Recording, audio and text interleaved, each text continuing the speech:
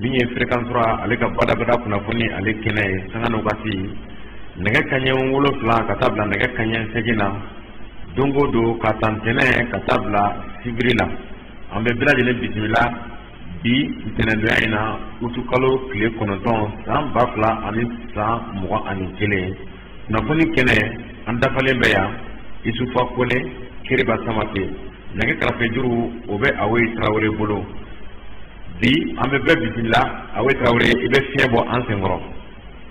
Awoyi Tarawele ka nɛgɛ kɛrɛfɛjuru to i bolo yanni ka Isufa ale kɛ ka sigiyɔrɔ sɔrɔ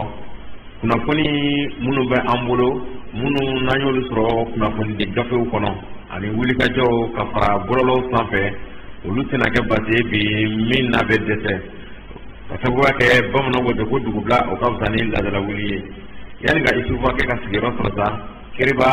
le Malien ale ka bi bɔlen o b'a bolokɔrɔ yan le Malien ale ka bi bɔlen min ye i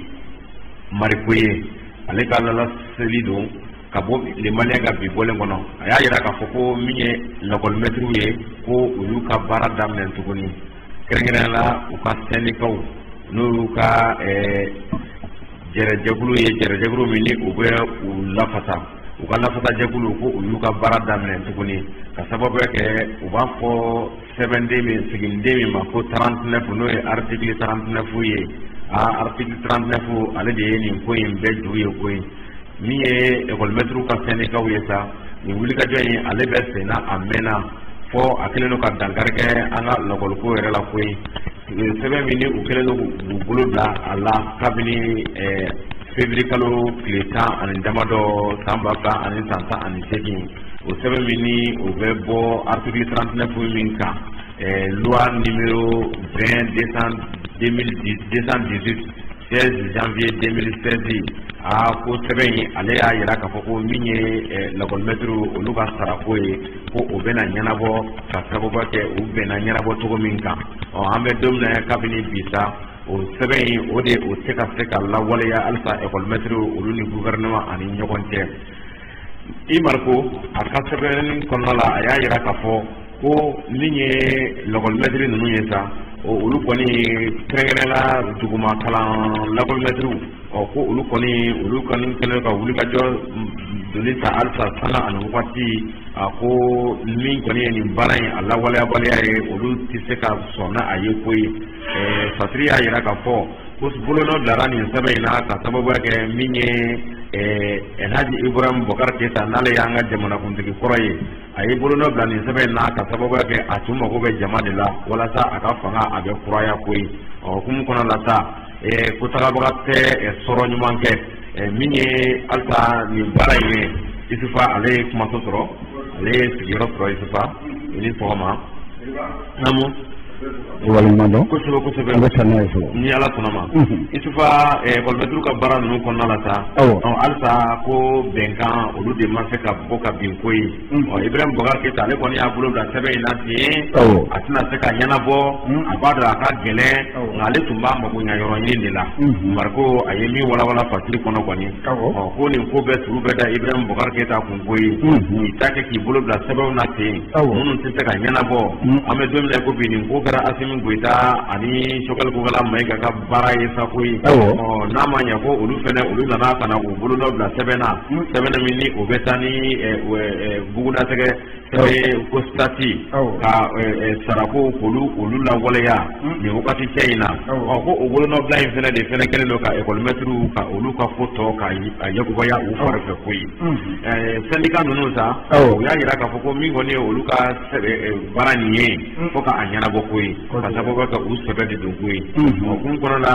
u wulilen don u ye bɛnkan kɛ ka baara bila boloda ko ye o baara bila boloda min o bɛ taa tile 3 bɔ ɲɔgɔnko la o kan ka bɛn lɛrɛ 72 ani 2 bɔ ɲɔgɔnko ma min bɛ daminɛ bi ntɛnɛndonya in na utukalo tile 9 ka taa bila a tile 11 na ni baarada in sa n'o bɛ wele ko grève sa ko ni nimisi wasa ma sɔrɔ école-maître fɛ u ka laɲini ye asa u bɛ taa ni a ye ko ye fo ka taa se utu kalo tile 27 ma ko yani o ka se kɔni u kɔni b'a dɔn ko u na se ka jaabi ɲɛnama sɔrɔ syndicat ninnu sa i mariko a y'a yira k'a fɔ ko u ka lajɛ tɛmɛnen ko minisiri ko a kun ye i senfa k'o sɛgɛrɛ ka taa yira u la k'a fɔ ko ale kɔni b'u ka bila la min ye sigikafɔ ye o bɛ se ka banba u ni ɲɔgɔn cɛ cogo min na a sigikafɔ min ni o kan ka kɛ alamisa tɛmɛnen o sigikafɔ ye lakɔlimɛtiriw y'u kɔ don a la koyi o y'a yira k'a fɔ ko tiɲɛ yɛrɛ la olu y'a sɛbɛntiya ko olu kɔni tiɲɛ na olu ye u sen bɔ sigikafɔ tɛmɛnen na alamisa tɛmɛnen ka sababu kɛ u ni maa minnu kan ka ɲɔgɔn ye olu m'u ɲɛ jɔyɔrɔ fa koyi o wulikajɔ ninnu kɔnɔna la minisiri kɔni y'a ta fɔ o y'a yira k'a fɔ gɛlɛya minnu bɛ sen na halisa ne yɛrɛ la a gɛlɛya fo ka dankari a la koyi u dimina ko dɔ fana na ko min ni o bɛ bɔ ka bin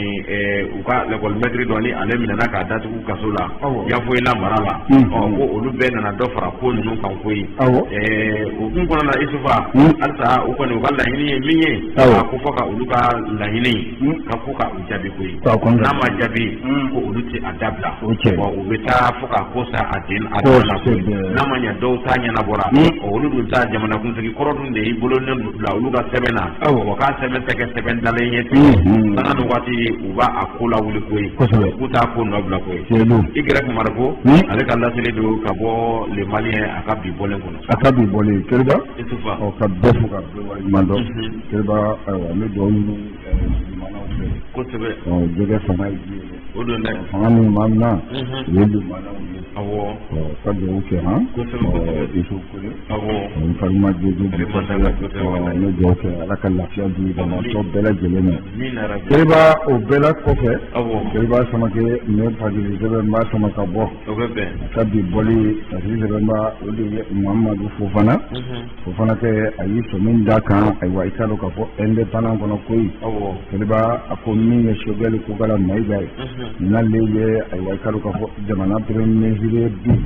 cɛmancɛ fanga a ɲɛmaya ko a cɛɲinen b'a la kosɛbɛ koyi Keriba Samakɛ a ko n'i y'a ta k'a lajɛ min ye Choguel Kokala Mayiga ye Keriba a taara jɔ ayiwa i k'a dɔn k'a fɔ CNT ɲɛkɔrɔ koyi n'an ko a ma ko PAG Keriba a ka laɲini ye minnu ye transition kɔnɔna la san 2021 fo ka taa se san 2022 ma a ko a ye co min da u kan koyi awa daka minnu bɔra Choguel Kokala Mayiga da a ko min ye i k'a dɔn k'a fɔ a fɔlɔ n'a filanan ye n'o ye a ka ayiwa wulikajɔw a b'a fɛ ka minnu kɛ ayiwa nin san 2 in kɔnɔ Keriba transition yɛrɛ sababu la koyi a ko a dasira ayiwa kumakan minnu ma a kumakan 4 don koyi a si 4 min n'a dasira ma a ko bi min ye Mamadu Fofana ye a ko ale bɛ ni sɔnni da ayiwa i k'a dɔn k'a fɔ ayiwa a 4nan kan koyi o tɛ saba tɔ Keriba k'olu ka jɔnmaya kɛ koyi a m'u minimiser ko n'i y'a ta k'a lajɛ a ko min ye ayiwa 4nan ye n'o ye Choguel Kokala Mayiga n'ale bɛ ayiwa jamana a kan ka yɛlɛma ka taa bolo minnu kan Keriba jamana kura Mali kura n'o kumakan n'o b'a da bɛɛ Choguel dɔn n'o ye a ko n'i y'a ta k'a lajɛ Mali kura k'a tɛ taa ayiwa gɛlɛya kɔ koyi gɛlɛya min n'a tɛ taa kɔ jamanadenw bɛɛ lajɛlen bi Keriba ko n'i y'a ta k'a lajɛ a ko jamanadenw ko bi bolo ɲɛsinnen don yɔrɔ jumɛn na o de ye nafolo dunkojugu ye anw ka jamana kɔnɔ koyi yurugu k'ale bɛ kɛlɛ cogo min o Choguel Kokala Mayiga ko n'a yɛrɛ dasira nin ma Mali kura a bɛ daminɛ yen koyi olu ka kɛlɛ nafolo bɛ dun anw fɛ jamana kɔnɔ cogo min nafolo dun a ka se ka dɔ bɔ a la a ko Choguel Kokala Mayiga hali ni bɛna se ka bɛɛ kɛ sira yira an na koyi sira kura yira an na sira kura siɲɛ an bɛna an sen da sira min kan awa hali ni aw tɛ yen Keriba o sira o tɛ nɔgɔ tuguni koyi a ko fɔlɔ ye jumɛn ye Keriba Samakɛ a ko n'i y'a ta k'a lajɛ a ko e yɛrɛ bɛ daga min na ninnu ye primature ye koyi jamana niima yɔrɔ Keriba a ko baara in daminɛ a daminɛ yen ka na ɲinɛ yen kɔ Keriba Samakɛ a ko n'i y'a ta k'a lajɛ a ko min ye El Hadji Ibrahima Boubacar Keïta ye Keriba barajugu min n'a ye diɲɛ d'Afrique n'an ko a ma Covid-19 o ye k'a ka baara daminɛ yɔrɔ min na El Hadji Ibrahima Boubacar Keïta a jibolo do palangono koyi malika palamba kono kana bulumu atama mbabo kato akona bulumu min borakato ako abara rosi roji mai koyi mo sima da solikala akoni ata kalaje ako mena mini basante la no ni ka da primaturi la koyi primaturi bubu na no mau ba ko ni ka afon jere koyi na bulumu bele ba do koyi ba ma gen ako bale ni tere akoni ata kalaje malikura anasira do ne koyi malikura kana jona mali on ka dalla ka fo malikura aywa ikalo ka fo min do fola sugal bugola mega anaka min ju bulo ako tiyan do koyi ba ko ka damne ure simo lalai ni na ko la ni o gushi ko ba manan ko ako ni yesu gushi en nyama on na ka tola ba ma de ba ni sugal bugola mega ni de fonda joni akani damne aywa ikalo ka fo bonne gouvernance aka damne jona koyi aywa mi primature aka damne ola na ko ngumi tunim be kiriba no be fondi na COVID-19 kubo uruna biliji ka baraka danne ola koyi annan fulo kiriba ko ka bu hakili mande akoni anta kalaje ako fembe no tun fora nan fulo nga kula lagi ibrahim ba kita ay koyo diboro nimbo ko kala 6 milliards koyi 1 million kiriba smage akoni anta kalaje akodi minye aywa nan fulo muye ko kalo ka fo délégataire général kiriba ko ye wuli ka jofe 20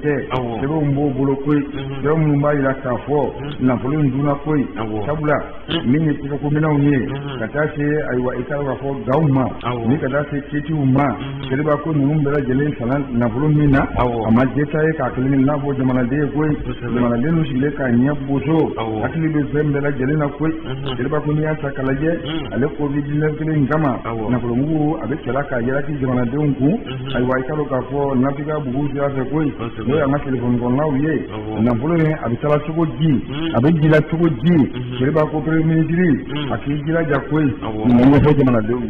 malikura bina sugo ji ne sugal gola mega min da mejaye ulu wule ka foli kuye koyi alika bakati mizenimbo na mafuma aywa itaro ka fo bakati mizenimbo kiriba ka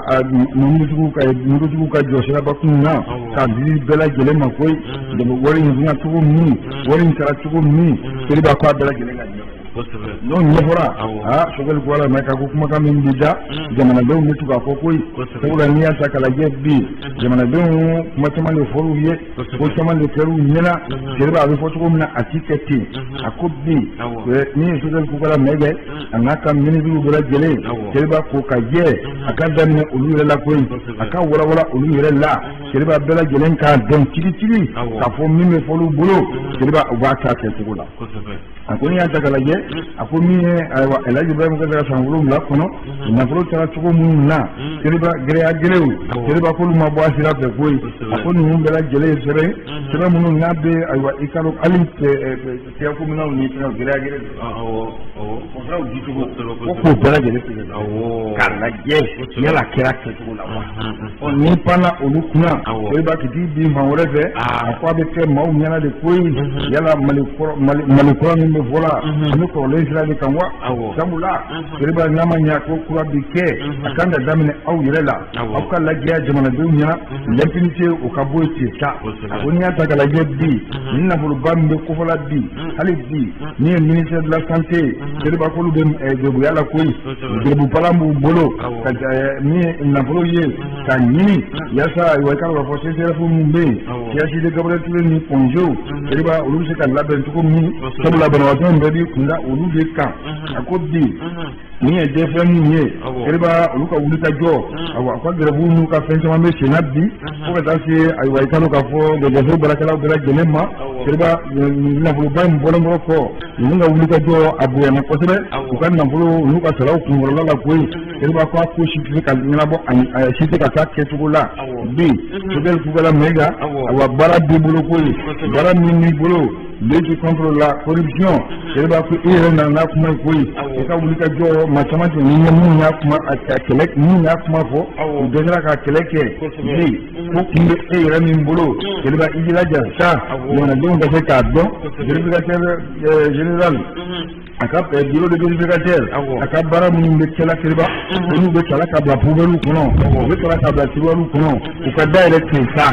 na don kai wadi anya zama ni ka bon bana no aka bi boli parce que mama Muhammadu Fofana anga foli baye ay kufa qur'an bi su koy ako kana na sege wallahi na folo bugu mun ni olu dira farafina yɛrɛ ma isufa n'u y'a ko sɛgɛsɛgɛ ni mali y'a ta sɛgɛsɛgɛ a y'an bɛɛ bɛ tila k'a fɔ ko tare ka sababu kɛ nafolo in halisa a tɔ bɛ yen a ka bon hakili ma minnu dunna ani minnu balannen don sira la isufa a ko k'an ka sɛgɛsɛgɛ dɛ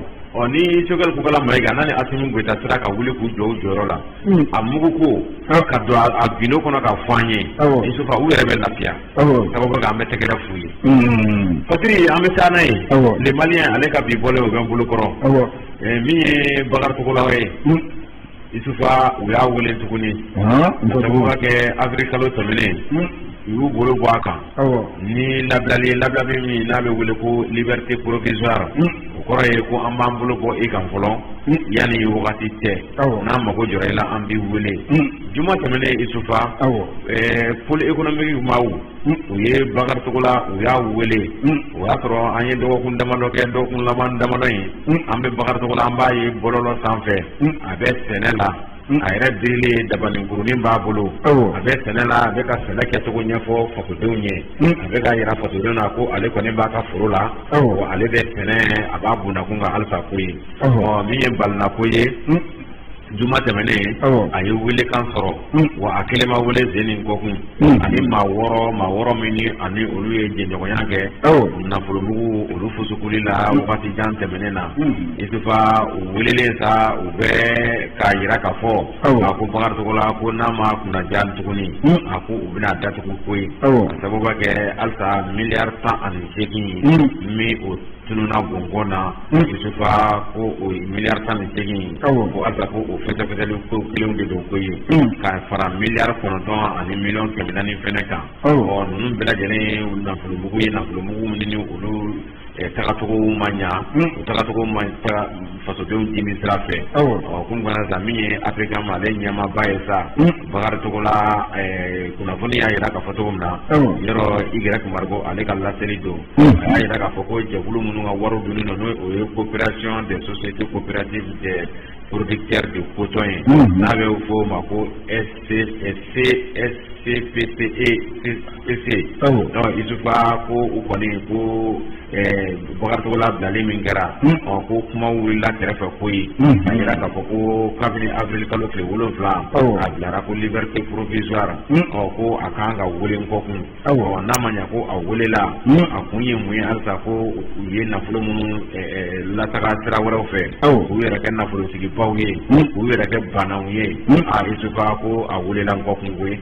min ye nin sɛbɛn ye sa a talen don ka da ɲɛkɔrɔ ka sababu kɛ jɛkulu minnu ani tɔnden minnu ka wariw fana dunnen don olu de ma ɲɛnɛ ko ye olu fana ko k'u tɛ ɲinɛ ko ye fasodenw fana caman ko olu fana ko k'u tɛ ɲinɛ min ye Bakari Togola ka ko ye sa ko duwawu de bɛ k'a ko la ko n'o tɛ ko tiɲɛ la ko u ma da la ko n'a bɛ taa ka sariya ka bolo dan ko ye nin weleli in kɔfɛ kɔni Y Marigo ale ka laseli don ka bɔ les Maliens a ka bi bɔlen babu ɲana Seriba n bɛ n bolo yɛlɛma parce que sɛbɛn n'an ko ma la surɛni la surɛni a ka bi bɔlen parce que sɛbɛn na o de Batoma Sisoko muso a y'i bolo da kan koyi Seriba a ye fɛsɛfɛsɛli kɛ k'a ye bi an ka jamana kɔnɔ n'o ye ba Maliba ye Seriba ko an ka diplomatiw bɛ ɲɛmina cogo minnu na Seriba ko a mɛncogo cɛ ka jugu koyi a ko n'i y'a ta k'a lajɛ a bɛ se ka kɛ gɛrɛntɛ Mali ye ani jamana caman cɛ koyi a ko sabula min ye ayiwa i k'a dɔn k'a fɔ Mali taamasiɲɛ ni Washington Seriba a ko cɛ dɔ bɛ maa dɔ bɛ baara la yen Seriba a ko maa in ko a da sigilen tɛ koyi a ka ko bɛɛ lajɛlen bɛ ayiwa i k'a dɔn k'a fɔ Ɲafiga bugu sanfɛ koyi alors filɛ ni galama mana ci Seriba a bɛ taa yɛlɛ Ɲafiga bugu sanfɛ ka teriw ni a balimaw ladɔnniya koyi a ko siga t'a la min ye Mahamadu Nimagɛ n'ale cɛba in la ko amasal Mali Manuel Washington kiriba kwa ko awala ka ko sero koy sabula akomi amasal bi akobe friend de balde la yende la ka amabwala de sabula akayele ni ka cha aywa fena nun zambe koy kiriba mali akoni ata kalaje akwake uwati jambo koy udilla tunyamo ye ni yukademba yaw ye dangala ni fla kiriba ubalmaw anu ufanu baw kiriba ku bora ni ka cha aywa jama dum na funa sakui ko ni kola beneni kiriba ki kalo ka fo ni don dara ko bole ni no ye artisi baye kiriba ko atinga kata aywa ikalo ka fo wuma wu kiriba concert line ko sili ne ko lalla ani aywa tomo ku ana lamnu kiriba smage akoni alta kalaje ko ni mercredi yo talo klem wa ani wulum shegin kiriba ko ni dogal kebe ani usman tulu bale koy ako ni alta kalaje bakozo ani alwuzeni ture ya ko ni bafo mako alush ko ni mun mera jela ni dra ko moktu awa mata uyira man ton koy ure de la lumal la don nasa ba tira koy ako usara ni ministre reka avion de la koy ko kiriba ako sele ikalo ka fo aywa ko moktu awa ikalo ka fo kuma ta konsela guluma ara ulush kiriba ako ma plan awa usela guluma ara ulush du wa umasi du wa kiriba ri sinu ko bo fiye ko bota kiriba ni ngal le bese na alza kiriba tawo juma du la agoni ata kalaje ako minye aywa ikalo ka fo management avion kuma ngata konsela ka tinkana ako minyu baramu ko yotu muso telefon kuna koi kiriba obena na tikesa awa ini ata kalaje bi ni ndo ndala ninye moku marakono ubeno akoni azakalaje debu wati jankoi le temps ani ko bononko kiriba uko ngira tomoktu o complément sur la ka fo tika tala ngira tomoktu koi kiriba o wuliga joku ngiro mun kan ole duruma arawu deja duruma arawu za len tomoktu te ako aywa ikalo ka fo ni manu ko maseka yokoi akoni azakalaje akoni aywa ikalo ka fo ni makobole ni ako tunanga ta aywa konsere ke nyafunge awa ana lamini konsere bele saba o tun la benen du bolo koy riba kene ram ma se ka ke akuma te saba ma awa ni ma fla ku be yoro ne na bi de bi ka do ka fo utu ka do le fla riba ko ni ma ka abion o ko mi te na koy on ni ngari ten na ulula ta ko aywa akwa ma ko bolo ni a fa mu ni ye koy riba ko ka ji tigre bi koy ni tigre me na ka no ka ayi meiga awa ikalo ka fo ani namalu mutu togo riba ko ko ngapli koy sabula ne ko to tenina awa awtara ministre ka avion ko se ina kana aw maye riba ni o ko ni era ala ko mo de na ko riba no awali de daba ako minye ay way kalo ka fo ambal ma gas lagne awa u ka sumaw riba ko ko nubu u digida anga otemto kambi ni tradition otemto ye riba ni ko kanya ni jona koy ni ka se kala bokoy riba ko uwilla ni ka se aywa mamudu diko fana makoy anda nan kalifaila anga demson tunden do aywa ikalo ka fo ni yoko bole nuna koy mo dum guruma arabu je ayi freke ako haglu frani onga ni ko su o ka se ka dabla jamana kono koy ni ikalo ka fo dum dara we ka nyemo ni keneka riba uluko nya jira ka fo ko sika bala bi ka fo ko awa demzen nu kube awa jali duburo awa ko se ko so ya koy kabula kira nya kan mo sunna de wa ni no fon le tani ko sunna lo ya ni na akade le ako mi telefon ko ke tina telefon ko mi le ma ka de na no da na sa ni sira ka so abi nya bana ni ga bone bana no ka bi boli faji de ma Umar Bari kiriba amitu ni bana no alisa kiriba ka jira ka fo ni anga maison d'arrêt bi maison d'arrêt centrale de Bamako kiriba NGA a kwa do ni ka ba tina kiriba ma de mango agonia da kalaje fadili de Roma ole la relation koy ako ni aywa ikalo ka fo Bamako kura ako maison d'arrêt la kiriba ako ni Sylvia on ye seriba ku ka wuli ka jɔ k'u ka a sinsin halisa ko ye sani i ka dɔn k'a fɔ ayiwa minfɛn cɛjuguw ye seriba olu bɛ donna kojugu ko ye a ko n'i y'a ta k'a lajɛ min ye jumadon tɛmɛnen wɔɔrɔkɔrɔ u tɛ kalo tile 6 seriba a ko misiribaw ka lakɔlɔsili kun tɛ min ye chambre indien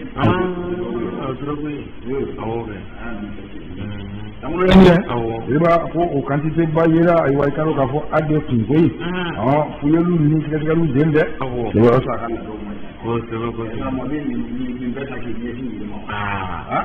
na n'a bɛ ka ladonw ma kɛ i ka dɔn k'a fɔ a bɛ tɛmɛ cogo min na ale ma tɛmɛ sira hali a ko co min kɛra la koyi min ye ayiwa i ka dɔn k'a fɔ fɛsɛfɛsɛniw ye ka bolo don bɔsiw kɔnɔ ayiwa samaraw ni asiyɛtiw bɛɛ lajɛlen ka yɔrɔ bɛɛ lajɛlen filɛ sa seriba k'u taara ayiwa i ka dɔn k'a fɔ sabu indien a caman bɔ a kun ye o ye seriba nin ma bila dagajini dala koyi jamana ameriki ko nin y'anw ka affaire ye a ye nin d'a ma an ka nin ko ɲɛɲini seriba bi a ko min ye ayiwa i ka dɔn k'a fɔ hali a bɛ gendarmew ka bolo kan koyi fɛsɛfɛsɛniw bɛ kɛla k'a lajɛ sabu indien a bɛ don ayiwa nin yɔrɔ in na cogo min na a bɛ na cogo min a transili bɛ kɛra cogo seriba ko k'i bolo da k'i sɔɔni da kan foyi a ko n'i y'a ta k'a lajɛ min ye brigade territoriale de la gendarmerie de Bamakɔ kura ye seriba olu ka wuli ka jɔ bi nin n'a ɲɔgɔnna waleyaw a ka dabila an ka kaso b'a kɔnɔ ten padiri an y'a sɔrɔ ni ka bɔ ne bana kɔnɔ a ka bi bɔli seriba an ka maa welelen jabi ale ma kɛnɛ sɔrɔ nka a ye bataki ci k'a fɔ a ta bɛ taama la a wagati la a ta bɛ yanka sɔrɔ mali sira foyi tɛ wa bɛ tiɲɛna a ma yan sɔrɔ an ka maa welelen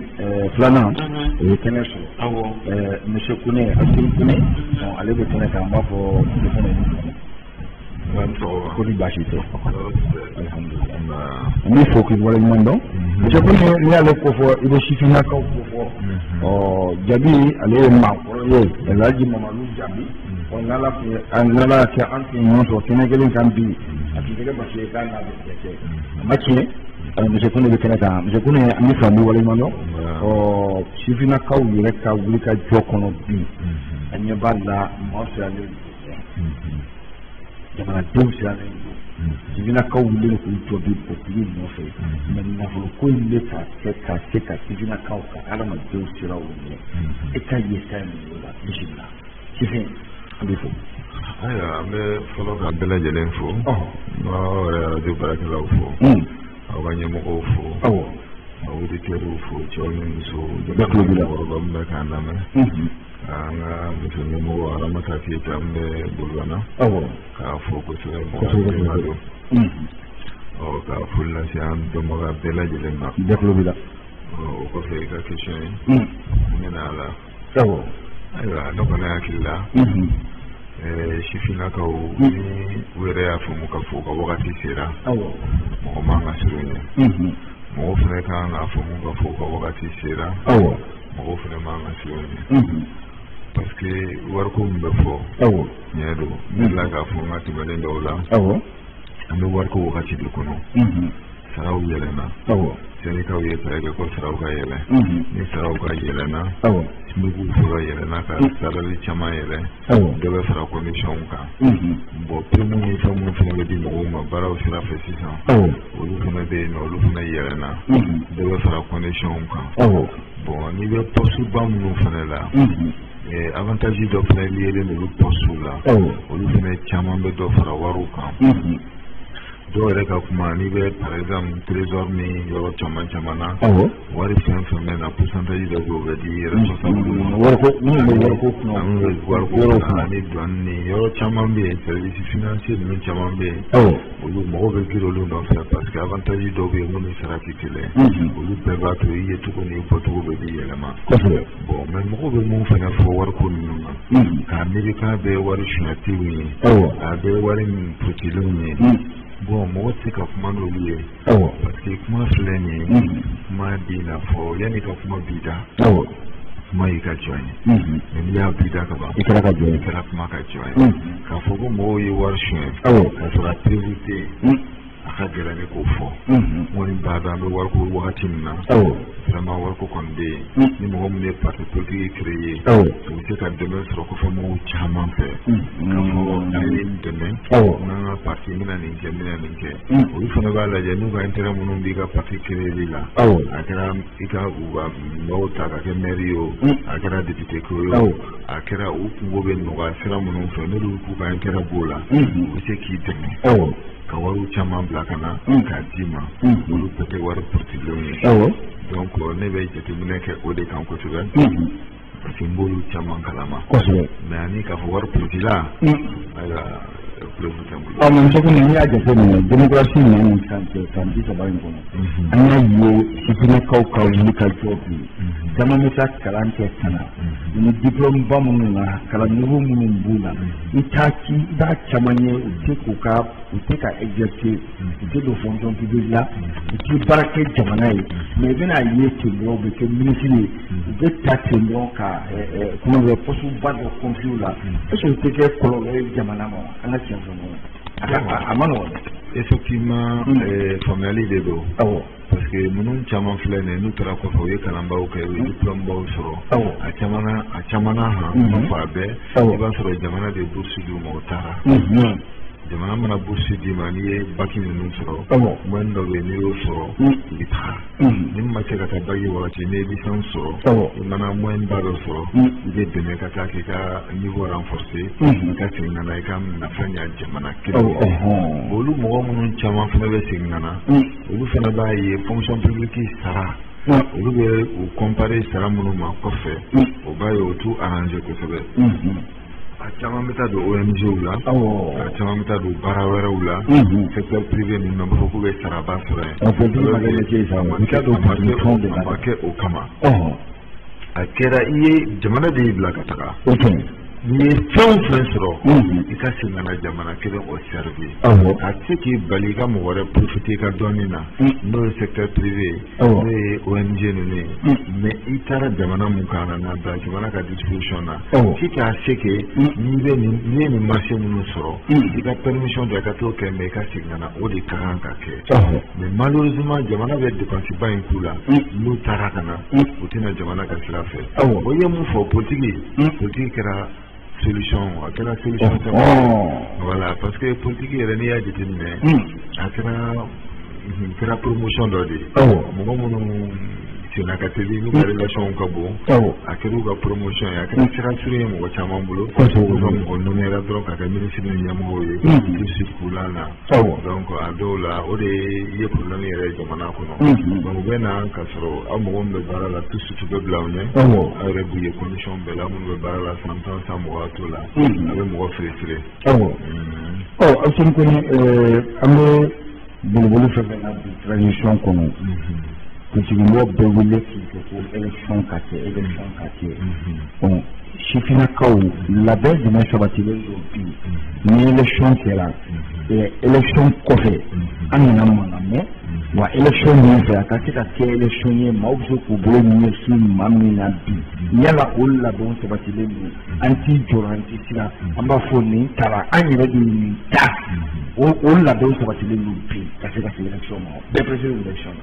Bon, effectivement, à la baie, avec la sabati, parce que nous là, mais je vais le faux, mais il faut, nous tenons des liens de nos parce que je vais le cas débat au conon, alors moi au conon, il va y avoir tableau mon beau boulot 600. Dans la élection de nous nuancée, quand élection de nous qui est athlétique conon, résultat au beau danaya conon. Élection ninnu kɔfɛ mankan kana wuli tugun wa mankan kana wuli Mali la tugun wa coup d'état an t'a fɛ Mali la tugun n'o kɛra objectif ye ayiwa o bɛ labɛn de ye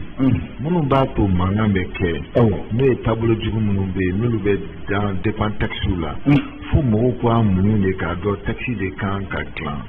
de faut Maliko la taxi munu be o ma bla à jour c'est-à-dire de là ka fonga kuma do la normalement tous les 10 ans taxi chama be no lu kan ka actualiser ou réviser ka se ku kan ou de tableau chroma sinon nous tora tableau chroma kono mo ti se ka kun o kono tugu donc ma be manga be a mais est-ce que le cas kuma be fonctionnaire be atelier bon formation bon kela o de be effectivement de do ma be atelier on ne rencontre nous beke c'est pour que ka disposition ta ni meke tugu di na chama be no je vais ka kuma la odo de la télé la ko ka fo para chama de beke a recommandation de ta dinyamo mu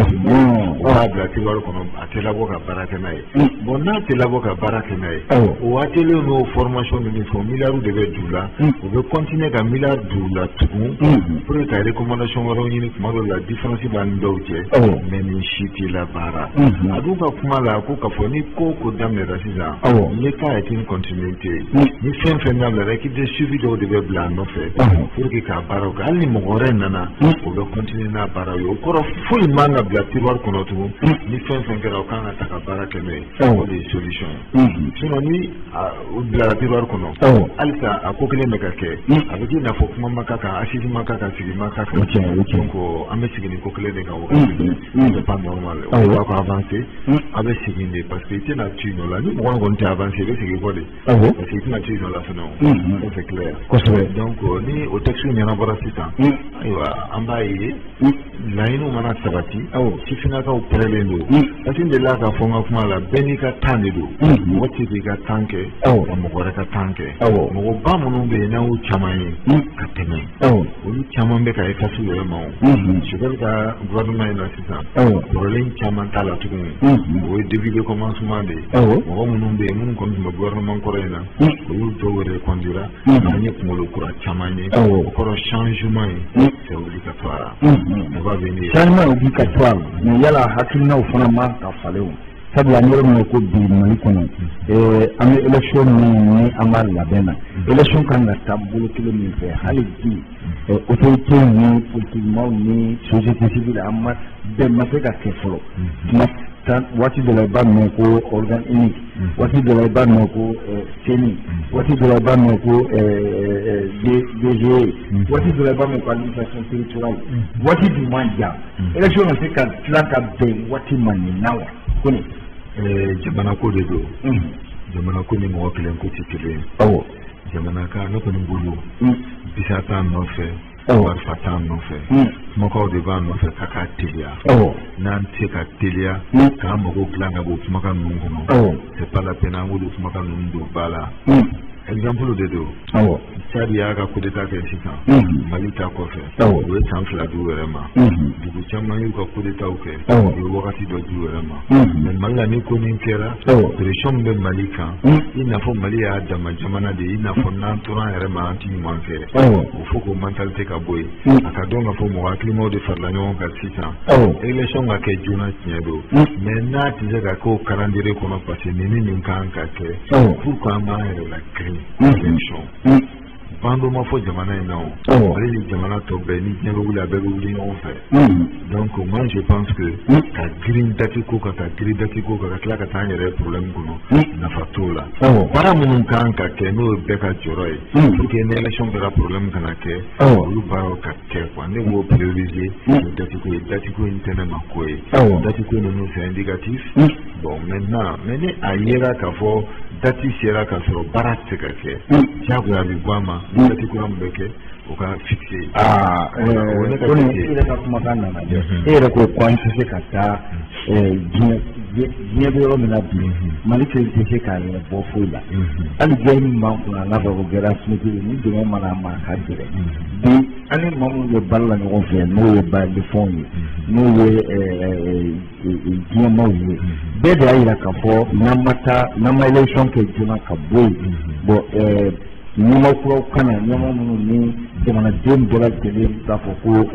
alhamdulillah aka gele ko bala kinanya ka gele ko na tulu dama yana kuma tana shi ake dunya amma Historika kuma ye tiɲɛ ye Mali kɔni tɛ a damatugu ye an bɛ communauté dɔw de la mais hali bi n'i ye dusu tun bɛ ka kan parce que ɲɛmɔgɔ minnu tun bɛ yen danga sugu dɔ b'o kun t'olu kan mais sisan mɔgɔ minnu bɛ yen par exemple le premier ministre actuel Dominique a bɛ kuma a ka plan d'action présenté je crois que Bayer bɛ yɛrɛ y'o kɔnɔ partenaire bɛ yɛrɛ y'o kɔnɔ mais an girin ko t'olu ka rythme kɔnɔ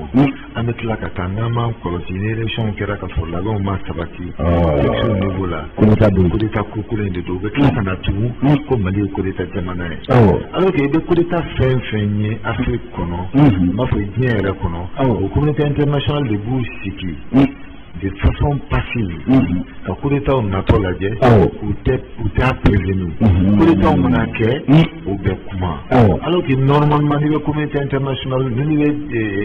jɛkulu dɔw kɔnɔ dispositif dɔw de kan ka ye ni jamana taabolo man ɲi olu mɔgɔw kan ka wuli o jamana o dispositif ninnu kɔnɔ ka wuli ka na kuma ni jamana ɲɛmɔgɔ i ka mɔgɔw bɛ ka na réponse o bɛ ka na réponse an yɛrɛ fɛnɛ ka jate la nin il faut changer mais i bɛ jɔn ye ka na fɔ chef d'état ɲɛna k'a bɛ ka mun kɛ k'a taabolo ma a bɛ na ni coup d'état va changer mɔgɔ si t'o kɛ fo ni coup d'état kɛra tuma min na i bɛ sɔrɔ ka dɔn k'olu bɛ yen moi je pense que nafa t'o la quoi il est temps que o fɛnɛ ka changer donc pour que coup d'état kana kɛ u kana an yɛrɛ bila ni problème kɔnɔ u kana ni fɛn ka imposer an kan u ka fɔlɔ k'u ka baara kɛ anw fana bɛ fɔlɔ k'a ka baara kɛ anw kɔni ka jate et que ça je maintiens je le dis je le maintiens les réformes minnu kan ka kɛ au niveau des textes olu réformes ne b'o de prioriser ka tɛmɛ fo an ka taa élection na ça je soutiens ça. Voilà. Nous, au bas demain, au bas de Moka, nous, tant demain, on a un texte réformé là avec un moyen. N'en quel autre moment nous le connaissons, on est une bamboula à tanner quoi. Et là, je dis que nous avons quand côté, quand je regarde en accompagnement côté, vraiment, la claque à élection que, les coups d'état qui avaient claque à ce qu'on a tout, le problème que l'on a. Donc, on a laissé dans cette situation de façon répétitive. On va dire de faire il y a qu'à faire vraiment. Nous, bas de magasin quoi. Voilà, tu vas le boucher quoi. kosɛbɛ musokun an y'a lajɛ fana min ye lakana ye jamana fan caman bɛ yen bi damaci wale mɔgɔ kɛlen don ka o yɔrɔ ninnu minɛ i n'a fɔ farabugu i n'a fɔ jinɛnkuru i n'a fɔ ɲɔnɔ yala ni élection tora ka kɛ ten olu fana tɛ u yɛrɛ ye dɔgɔyama kɔnɔ wa sabula u tɛna se ka voter vote bɛ min bɛ dilan ka d'u ma a bɛ kɛ cogo di a bɛ kɛ cogo di. Bon ne kɔni ka jate la Sogolɛ nin bɛɛ fɔ ka plan d'action kɔnɔ o fɔlɔ ye le ministre de la sécurité je crois que côté tile filanin na o ye militaires déployé ka taa Dinangolo ni Farabugu yɔrɔ ninnu na ka yɔrɔ sécuriser mɔgɔw k'u ka sɛgɛn kɛ k'u ka baaraw kɛ bon n'o o dynamique continuera yɔrɔ bɛ na sécuriser parce que sécurisation franchi t'a la précis t'a la fo armée ka déployer sur tout le territoire national o dɔrɔn de y'a fura ye mɔgɔ jugu minnu bɛ yen o man ca o mais o tiɲɛlima de ka bon o de la k'a fɔ mɔgɔ jugu ninnu u mɔgɔ duuru mɔgɔ saba de bɛ na banbagaci wale la mɔgɔ duuru mɔgɔ aw mɔgɔ 100 sigilen don k'a miiri k'a fɔ aw jamakulu bɛ nalen yɔrɔ jan fɛ a b'u ka moto mankanw ni mobili mankanw ni poussière natɔ ye mais a t'o si ye fo bɛ barika ye dɔrɔn a attaqué la donc nin guerre in ma nɔgɔn quoi fura o fura b'a la o ye porteur d'uniforme ka déployer sur tout le territoire national n'u fana tɛna ɲa fo recrutement ka kɛ recrutement ka kɛ niveau bɛɛ de la armée militaire wo garde wo bere vert ni bere rouge wo gendarmerie wo police wo fɛn porteur d'uniforme fo ka recruter de kan ka déployer fura b'a la o kirisi kɔni dɔw jaabi ye mɔgɔw ka déployer de kɔnɔ to Bamako kosɛbɛ. An y'a ye Sogɛli Kulibali nana a bɛ ka i yɛrɛ fɔ a bɛ kuma caman fɔ a bɛ kuma caman waleya ko b'a kɔnɔ mais bi min ye DDR ye désarmement démobilisation désarmement et réinsertion o kuma bɛ ka na tuguni ka na accord d'Alger o bɛ se ka na sɛnsɛn cogo min na ka don jamanadenw hakili la dɔɔnin est ce que DDR nin a bɛ kɛla kɛlɛ dɔrɔn de kama wa Mali bɛɛ lajɛlen don aw sifinnakaw yɛrɛ bi yala aw kɛlen don ka armée accompagner nin na wa. Bon effectivement min nin tɛ basigi namandi nord la comme on va faire programme là parce que accord nimbe ne la ga fa accord be ci wakati na problème tumbe o kelen shogal ka o donc mala o chama premier sala parce que ministre des affaires étrangères mumbi actuellement avec des kimbaka ko piloter il est ka wakati ministre utale ou ka accord signé là document mun tumba le avec 12 pages pour mais mun ba fait document do fana tumbe ba magati mun bolo mun kabi mun bu fait ala nana kɛ partenaire de nana papier kɛ tan dɔrɔn ko ka accord signé donc ni défaut bɛ accord la je crois que partenaire ka responsabilité o yera sisan ni Choguel tun ma nin fɔ en tant que premier ministre maintenant n'a tun y'a fɔ k'i to organe wɛrɛ la mɔgɔw tun b'a fɔ ko tɔgɔ tiɲɛlikɛla don mais nin fɔlen officiellement télé ni radio la mɔgɔ kan ka da o kuma la o kɔrɔ u nana fɛn mun imposer an kan a man ɲi n'a man ɲi donc fo an bɛɛ k'an yɛrɛ dɔn Maliden an ka baara kɛra n'o ye halisa oui mais comme a ko k'a fɔ de façon intelligente a bɛna changer a bɛ yɛlɛma ni hakilina minnu ye a hakilina yɛlɛmali fɔlɔ an bɛɛ k'an yɛrɛ dɔn Maliden an bɛɛ k'an yɛrɛ cɛ in na Mali y'an bɛɛ ta ye Mali mana ɲana an bɛɛ de ye bɛɛ mana o hakili fɔlɔ sɔrɔ o ka bon ni accord ye o ka bon ni papier yɛrɛ ye o mais n'i bɛ ka douter i ka partenaire la de n'i m'o hakili sɔrɔ ayiwa i bɛna to damako de la sinon DDR nin diyagoya de don mais kɛlɛ bɛ yɔrɔ min na kosɛbɛ olu de kan ka di a b'olu de concerner kosɛbɛ olu de bɛ désarmer k'u don corps la donc diyagoya de an ka sigi k'o kɔnɔ diyagoya de Choguel bɛ politique fɛn fɛn adopté u k'o politique jouer pour que ninnu bɛ se ka bɔ nin kɔnɔ cogoya min na nin hakililajugu in kɔnɔ an dun hakili la Choguel n'a ni sisan cɛ changement visible dɔw bɛ yen u ka mentalité la fɔlɔ tun bɛ ko dɔw kɛ sisan u bɛ ka yɛlɛ dɔɔnin dɔɔnin. Kumaw kɔni bɛ fɔ la a changement a bɛ ka sumaya ka na mais kumaw kɔni bɛ fɔ la kuma minnu n'a tun tɛ fɔ fɔlɔ. Voilà sabula Choguel yɛrɛ y'a fɔ a ka intervention kɔnɔ a ko bi an ka armée cantonné don Kidali. Kidali yɛlɛma dugu sa dɛ k'a sababu kɛ accord d'Alger o bɛ ka sumaya u bɛ mun yira sisan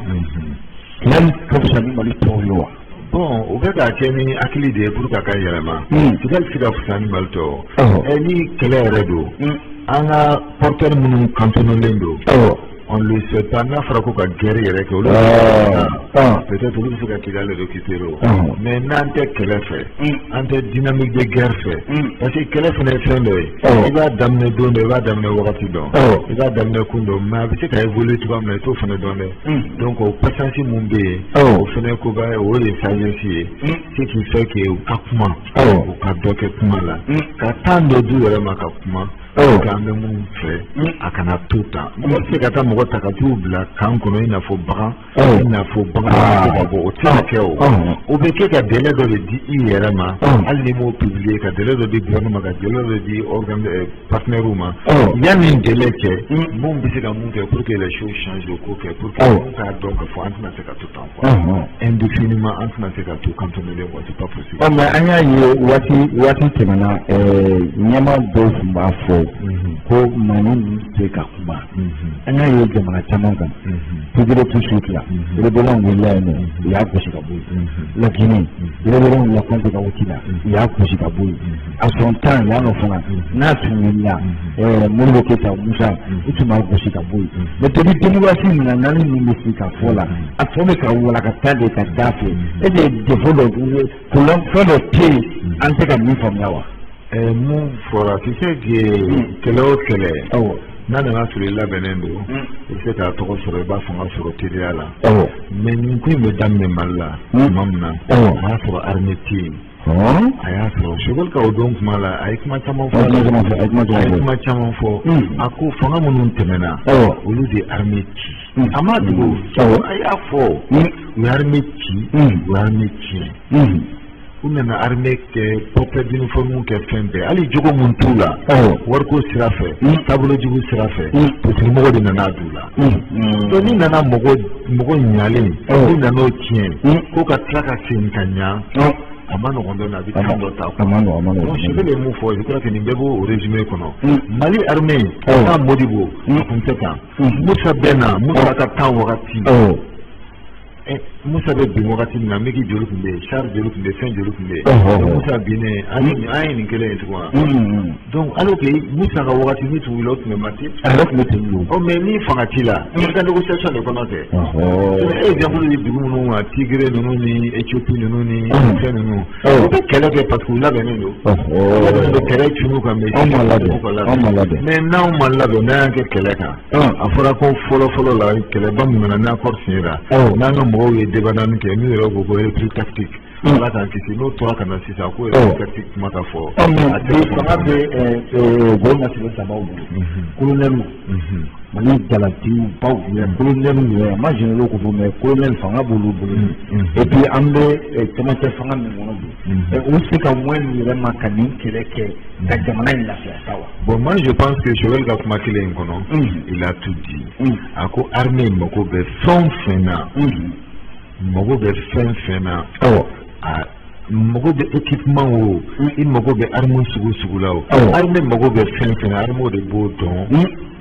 k'o bɛ ɲini ka di armée ma ka armée renforcer si tɛ se ka jɔ ni armée tɛ n'i ka porteur d'uniforme tɛ dugu sécurisation dugu ka jɔn yɛlɛnna n'olu tɛ donc fo k'olu bila condition na donc n'o o baara bɛ sen na an kana presse o kɔrɔ an ka jɔ k'o résultat anw tɛ mɔgɔmandi kɛ anw tɛ mɔgɔmandi kɛ a b'an bolo bi a tɛbaaw ye bi a t'an ka jamana de kɛ kuma fɔra k'a bɛ san même le fait que ka wari mobiliser k'a commande kɛ minɛnw ka se yan a baaraw ka daminɛ a ka se a se yɔrɔw la ayiwa aw yɛrɛ k'aw don kuma la sinon y'olu ka wari di u ye armɛw caman bila ka taga fɔlɔ armand tun bɛ yan politique ko de tun y'a bɛɛ tiɲɛ mais hali ni armand bɛ ka na donc n'a fɔra k'o commande fɛnw bɛɛ kɛ an mago bɛ armand na k'olu sɔrɔ kɛ k'olu san ko ɲɔgɔn tɛ quoi an ka temps di u ma an mago bɛ mun na an k'a ye o ka fisa an ka girin nɔfɛ ka kuma fɔ dɔrɔn ka tugu a la dɔw ma nɔgɔn dɔrɔn kosɛbɛ an bɛ temps d'u ma an bɛ temps di e yɛrɛ ma muso min kɔni waati n'a ka waati ɲininkaliw ma ban sabula ɲininkaliw caman tun bɛ bi kosɛbɛ n'an y'u jaabi tun sera ka ɲɔgɔn sɔrɔ alhamdulillah ɲininkaliw ma ban an bɛ temps de fara mɛ ka réfléchir ɲininkali tɔw bɛ halisa foli ani kumakan laban waati n'a ka waati bon hali bi an b'an lamɛnbagaw fo hali bi n ye musoba min fɔ n'o ye Aramata Keyita ye n tɛ fɔ ale jigiya kɔ ale muso ka présidente n b'a fo an bɛ Kabuni fo président Kabuni Ɲarela ekɔlidenw ka ɲɛmɔgɔ an bɛ Kamisa fo an bɛ madame Diallo Asetu Jara n'o ye an ka mɔgɔba ye an bɛ Mamutu Tarawele fo ni Ala sɔnna nin bɛɛ lajɛlen bɛ fo caman auditeurs cɛw n'a musow minnu bɛ k'an lamɛn ka bɛɛ lajɛlen k'i yɛrɛ fo k'i waleɲuman dɔn Keriba waati n'a ka waati miniti kelen yani barabara ka di bɛɛ lajɛlen kosɛbɛ an ma ɲina Aja Sadio Tarawele kɔ Tarawele Ba Sadio Mayambu projet la Amina Sidibe Mali kɔnɔ ani Faransi Kɛtatu madame Maïga Kɛtatu Vankura Torokɔrɔbugu Urisi ale bɛ hippodrome la ne ninnu bɛɛ lajɛlen fo bɛɛ lajɛlen kan ka bɛɛ fo ka bɛɛ waleɲuman dɔn ne baw n ka foli b'u ye sɔgɔmada in na Aja Jɛnɛbanja Aja Balta Balali ka ninnu bɛɛ lajɛlen fo sɔgɔmada in na bi sɔgɔmada in na ka foli tɛnku bɛɛ lajɛlen na ko bɛɛ k'i yɛrɛ foli sɔgɔmada in na sɔgɔmada in na micro juru Keriba Samake Yusuf Kone Yusufa ne ka juru a wo Traoré aw k'an bɛɛ sini inchallah bisa an b'a jabiri a kan wele kan sɔrɔ 77 16 65 17 mun fɔ ma n ka foli b'a ye